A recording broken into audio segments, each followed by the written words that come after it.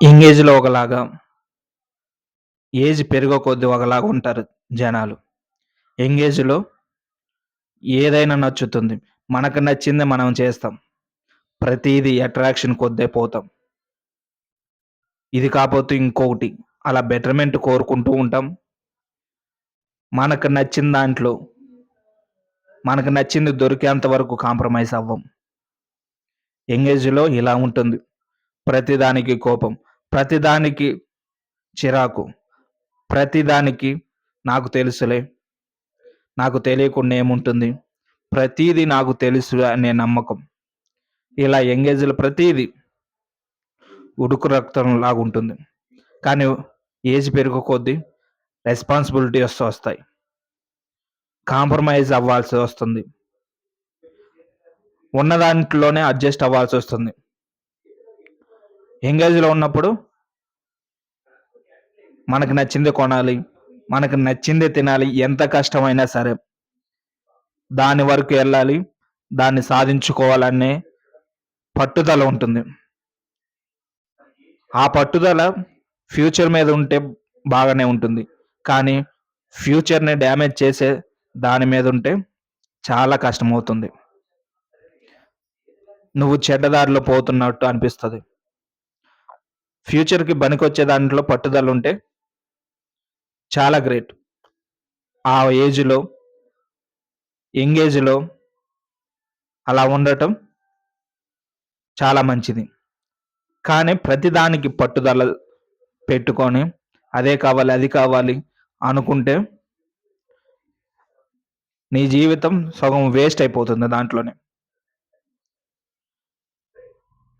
Age పెరిగే కొద్దీ compromise అవుతూ మనకది దొరకకపోయినా దీంతో సంతోషంగా ఉందాం, దీంట్లో ఉందాం, దీనితో ఉందాం అనుకున్న వాళ్ళు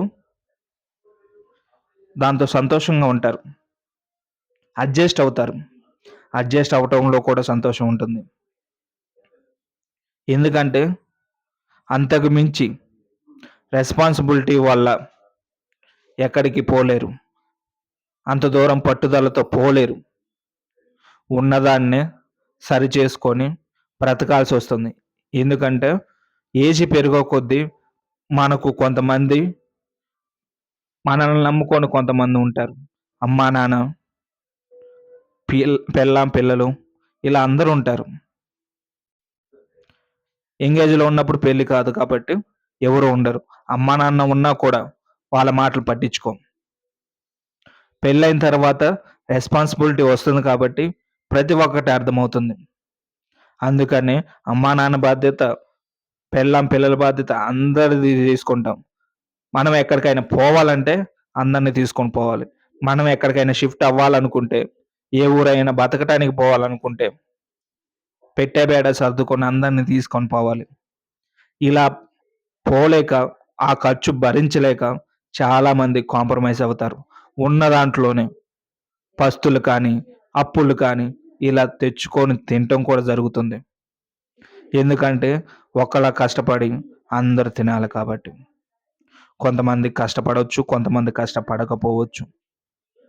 కానీ ఒక ఇంట్లో ఐదుగురు ఉన్నప్పుడు ఒకరు లేక ఇద్దరే కష్టపడతారు. మిగతా వాళ్ళు పిల్లలైతే చదువుకుంటారు, ముసలోళ్ళైతే ఇంట్లో ఉంటారు. ఈళ్ళందరికీ ఒక్కరే చూడాలి. అందుకే ఏజ్ పెరిగే కొద్దీ కొన్ని మారతాయి. అదే ఏజ్‌లో ఉన్నప్పుడు కూడా కొన్ని మార్చుకుంటే, మనం ఫ్యూచర్ గురించి ఆలోచిస్తే, ఏజ్ పెరిగే కొద్దీ ఇలా ఉంటుంది. ఇప్పుడే మన జీవితాన్ని సెటిల్ చేసుకోవాలి. మన లైఫ్‌ని మనం సెటిల్ చేసుకోవాలి అని పట్టుదలతో ఉండి,